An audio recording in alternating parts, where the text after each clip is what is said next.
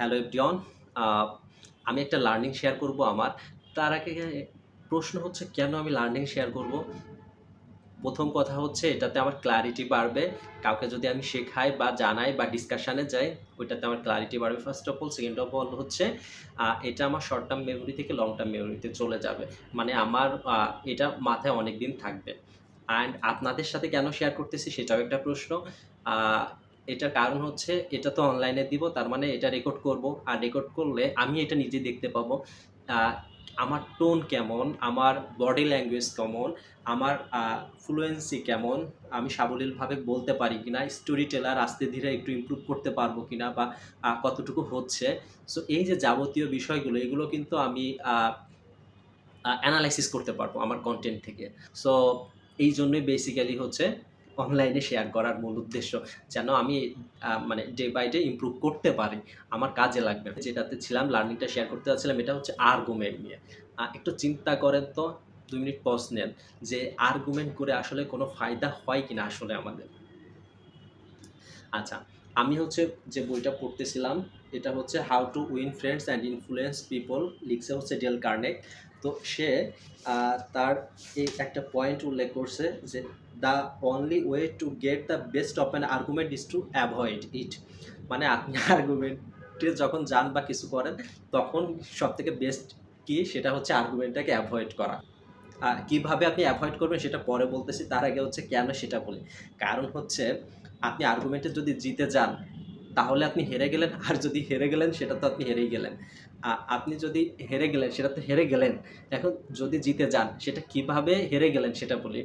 First of all সে বলছে যে আপনি যে অপার পারসন আছে তাকে ইনফেরিয়র ফিল করাইছেন। সেকেন্ড অফ অল হচ্ছে এর কনসিকুয়েন্স কি? আপনি তার গুডউইলটা পাবেন না। বা আপনাকে সে মানে অন্যভাবে দেখা শুরু করবে, তাই তো? তো তার মানে আপনি হেরে গেলেন। তো মোদ্দা কথা কি আপনি হেরেই গেলেন। মানে জিতলেও হেরে গেলেন, জিতেও আবার হেরে তো হেরেই গেলেন। তো আপনি যদি এই সামগ্রিক বিষয়টাকে মাথায় রেখে আর্গুমেন্টে যেতে চান, দ্যাটস ফাইন।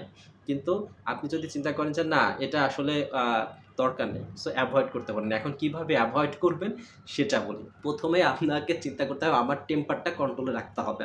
আপনি যদি মানে রাগান্বিত হয়ে যান, ইমোশনাল হয়ে যান, টেম্পার হারায় ফেলেন তাহলে এটাই হচ্ছে আপনার একটা মানে উইকনেস, যেটা আপনার ইমপ্রেশন মানে পরিস্থিতি আরো খারাপ করে তুলবে এবং এটাকে মানে আর্গুমেন্ট আরো কড়া আকার ধারণ করবে। এখন ১ম এই তো আপনাকে টেম্পার নিয়ন্ত্রণ করতে হবে আপনার। সেকেন্ড অফ অল হচ্ছে এটা যে ডিসএগ্রিমেন্ট হচ্ছে সেটাকে আপনাকে অ্যাকনলেজ করতে হবে। অ্যাকনলেজ করার পরে এখন আ আপনার মধ্যে যদি কথায় কোনো ভুল থাকে বা আন্ডারস্ট্যান্ডিং এ কোনো ভুল থাকে, সেটা স্বীকার করতে হবে যে আমি এটা নতুন জানলাম বা এটা আমার জানা ছিল না এরকম বিষয়। এরপরে কি? এরপরে হচ্ছে আপনি তাকে ওই বিষয়টা জানান যে আপনি আসলে এটা নিয়ে অনেক কিউরিয়াস, আরো আপনার জানাশোনার প্রয়োজন আছে। মানে আপনি একদম ডিসএগ্রি করতেছেন না তখনই। সো তাকে জাস্ট বলেন যে আমার চিন্তার পরিসরটা হয়তো আরেকটু বাড়াতে হবে এবং আমাকে আরো পড়াশোনা করতে হবে। এরপরে আমি আসলে আ আ ফাইনাল কনক্লুশন এ আসতে পারবো। যে সেটাতে কি হবে আসলে? সেটাতে পজিটিভ ধারণা নিবে আপনার সম্পর্কে যে না আ লোকটা তো আমাকে প্রায়োরিটি দিচ্ছে এবং সে এটা নিয়ে আরো বড় পরিসরে বা এগোতে চাচ্ছে, পড়াশোনা করতে চাচ্ছে। সো আপনি আর্গুমেন্টটা এভয়েড করতে পারলেন। পাশাপাশি হচ্ছে আ মানে তার কাছেও একটা নিজের ব্যক্তিত্ব বা তাকে ইম্পোর্টেন্স টা দিলেন তার ব্যক্তিটাকে। সে ইনফেরিয়র ফিল করল না। That's all.